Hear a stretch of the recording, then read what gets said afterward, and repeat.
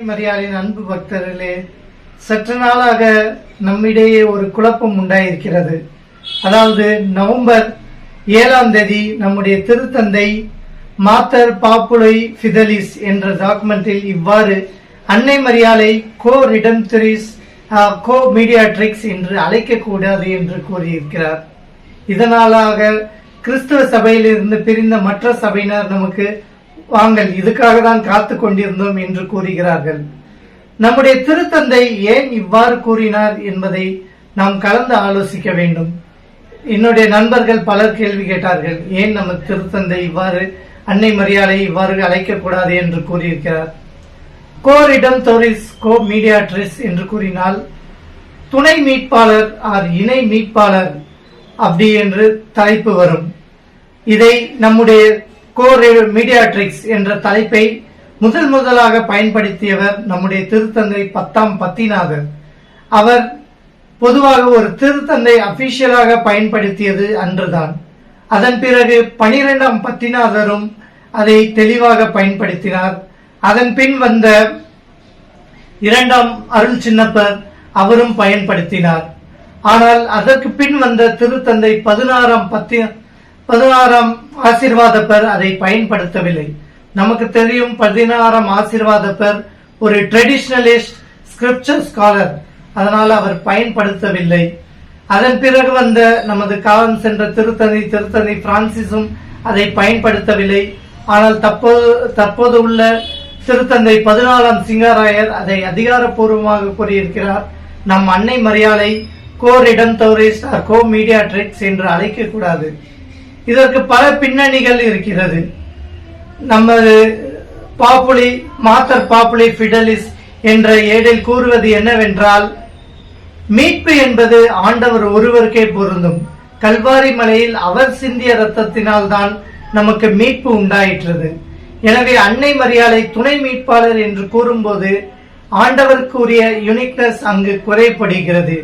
நமக்கு மீட்பர் நம்முடைய இரட்சகர் எல்லாம் ஆண்டவர் இயேசு கிறிஸ்து தான். ஆகவே நாம் அன்னை மரியாதை துணை மீட்பாளர் என்று கூற முடியாது என்று இந்த ஏடு கூறுகிறது. ஒரு கன்ஃபியூஷன் இல்லாமல் தெளிவாக இருக்க வேண்டும் என்பதை இந்த ஏடு நமக்கு வெளிப்படுத்துகிறது. நாம் முன்னால் சென்றால் திருத்தந்தையில் திரு அவையை புரட்டி போட்ட ஒரு சங்கம் எது என்றால் கேட்டால் வத்திக்கான் 2ஆம் சங்கம். வத்திக்கான் 2ஆம் சங்கத்தில் லூமன் ஜெனிஷியம் முக்கியமான ஒரு டாக்குமெண்ட்.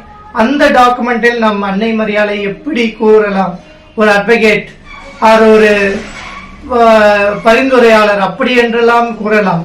ஆனால் துணை மீட்பாளர் கோ ரிடம்டரிஸ் என்று கூறக்கூடாது என்று லூமன் ஜெனிஷியத்திலே தெளிவாக குறிப்பிடப்பட்டிருக்கிறது.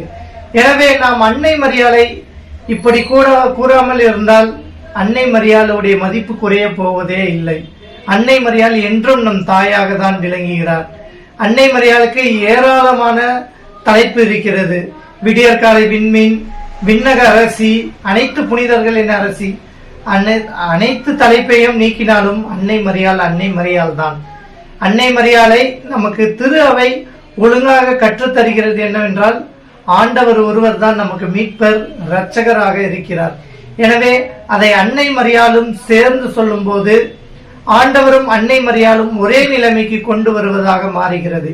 எனவே திரு அவை அதை தெளிவுபடுத்துவதற்காக இந்த முக்கியமான இடை மாத்தர் பாப்புலை ஃபிதலிஸை என்றை அறிவித்திருக்கிறது. அன்னை மரியாளை எந்த தலைப்பு நாம் கொடுக்கவில்லை என்றாலும் அன்னை மரியாள் நம் தாய் அன்னை மரியாள் தான் இருப்பார்கள். நம் திரு அவை செய்தது ஒரு நல்ல காரியம்தான். ஏனெனில் கன்ஃபியூஷன் நம்மிடையே இருக்கக்கூடாது.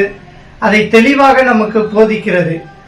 கம்ப்ளீட் சரண்டர், அதாவது திரு அவையிடம் நாம் ஒரு கீழ்ப்படிதல் வேணும். நம்முடைய விசுவாச பிரமாணத்தில் இவ்வாறு நாம் கூறுகிறோம், ஒரு கத்தோலிக்க திரு அவையை நம்புகிறேன். ஆகவே திரு அவை என்ன சொல்கிறோ அதற்கு கீழ்ப்படிந்து நாம் வாழ வேண்டும். திரு அவை 2000 வருடங்களாக நடந்து கொண்டிருக்கிறது. இன்றும் நடந்து கொண்டுதான் இருக்கிறது. இனியும் நடந்து கொண்டேதான் இருக்கிறோம். எனவே திரு அவை சொல்வதை நாம் கவனித்துக் கொண்டு அதை நம்முடைய சிந்தனையில் எடுத்துக்கொள்வோம். அன்னை மரியாளை பொறுத்தவரை எந்த தலைப்பு இல்லை என்றாலும் அன்னை மரியாள் தான் நமக்காக என்றும் பரிந்து பேசும் தாயாக அவள் இருப்பாள். எனவே நம்முடைய சந்தேகங்கள் தீர்ந்தது என்று நான் நம்புகிறேன். மேலும் சந்தேகம் இருந்தால் கேட்கவும். நன்றி.